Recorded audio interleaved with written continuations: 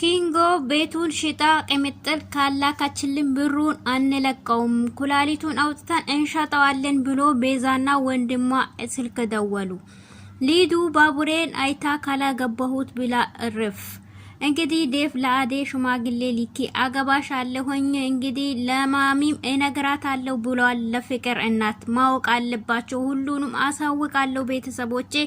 እኔ የመረጥኩትን የወደድኩትን ያከበርኩትን ካላከበሩልኝ እኔ ካንቺ እንግዲህ ምንም አልለይም በማለትም ገልጾላታል።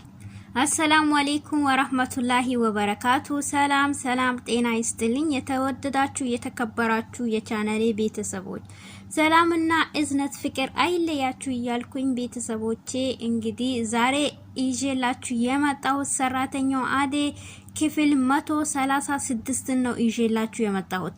እንግዲህ እንደተለመደው እናንተ ደግሞ በላይክና በሼር ነዋሪዎች ማለት ነው ጀምሩት። ለቤቴ አዲስ የሆናችሁ ደግሞ ላይክና ሰብስክራይብ በማድረግ ደውል ምልክቷንም ማጥቆሩን እንዳረሱ እያልኩኝ ውዶቼ ማሮቼ ላስታውሳችሁ ብዬ ነው ማለት ነው።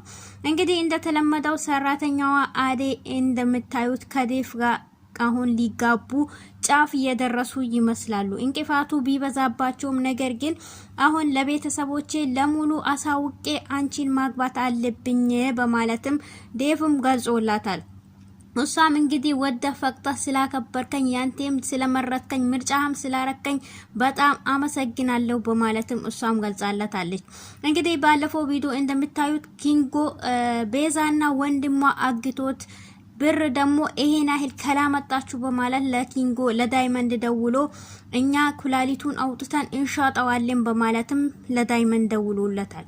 ዳይመንድም ይሄን ሁሉ ብር ከየት እናመጣለን በማለትም ጭንቅ ብሎት እንግዲህ ለቅምጥል ይነግራታል። ቅምጥልም የአባቴን ቤት ውርሱን ሽጬ እሱን ማስወጣት አለብኝ በማለትም ታወራለች። በዛ ሰዓት ባቡሬ በጣም የደነገጠ አንቺ ግን ምንድነው የምታወሪው? ይሄ ግን መሆን የለበትም። ቅርስሽን የተሰጠሽን ስጦታሽን እንዴት ትሰጫለሽ? እንደዛ ግን ማድረግ የለብሽም። ሌላ ሐሳብ ግን መፈለጉ ጥሩ ነው በማለትም እሱም ተናግሮታል።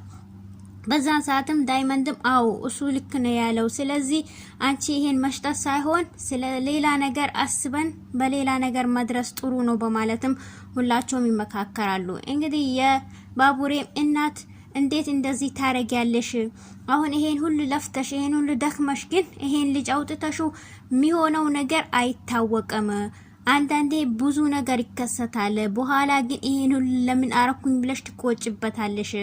ይሄንንም አርጋሽ ይሄን ሁሉ ከወጣ በኋላ ኪንጎ በኋላ መግባትና መግቢያና መቀመጫ አተሽ አስፋልት ላይ እንዳትሆኚ በማለትም እሷም መክራታለች። እንደዚህ ልትበይ ልትጠጪ ላጣሽ ለምን እንደዚህ ታርጊያለሽ?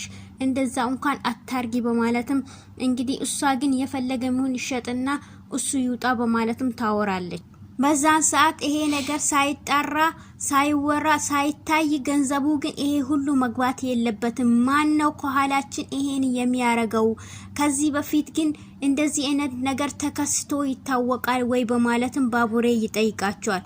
አው አዴና እንትናን በጣም አግቷቸው ከሮማን ታግቶ ነበር በማለትም ማን ነው ያገታቸው ሲል እሱንም ያረጋችው ቤዛ ነበረች በማለትም ተነግሯል። እና አሁን ቤዛ የት ነች በማለትም ሁላቸውም ተፋጦ ቤዛን ፍለጋ ቀጥሎ ነበር። ነገር ግን ቤዛም ተጠርታ መታ እና አንቺ የት ነው ያረክሽው? ኪንጎን ያለበት ታውቂያለሽ ወይ በማለትም ሲያፋጥጧት እኔ በፍጹም ያለበትም አላቅም እናም ደግሞ እኔ እናቴ ታማብኛለች እናቴን አርፌ ላሳክምበት በማለትም እንደዛ ብላ እሷም ትታችሁ ሄዳለች። ነገር ግን የሰራችውን ሴራ ሁሉ ሰርታ የምታረገውን ነገር እነሱ አያውቁም። ሆኖም ግን ይደርሱባታል። ብሩን ግን አትቀበልም። ኪንጎም ይሄን ሲሰማ ቤቱን ሽጣ ቅምጥል ብሩን ልልክላቸው ነው በማለት ሲሰማ በፍጹም ይሄን ነገር ማድረግ የለባትም። አሁን ሀዘን ላይ ሆና እንዴት ይሄን ቤት ሽጣ ትልክልኛለች በማለትም ተናዶ እሱም አታርገው ብሎ ሲናገርም እነሱም ኩላሊቱን እናወጣዋለን አሁኑን ብሩ ካላስገባችሁ በማለትም እሱም ላይ ስልኩን ነጥቆ ወስቶበታል ማለት ነው።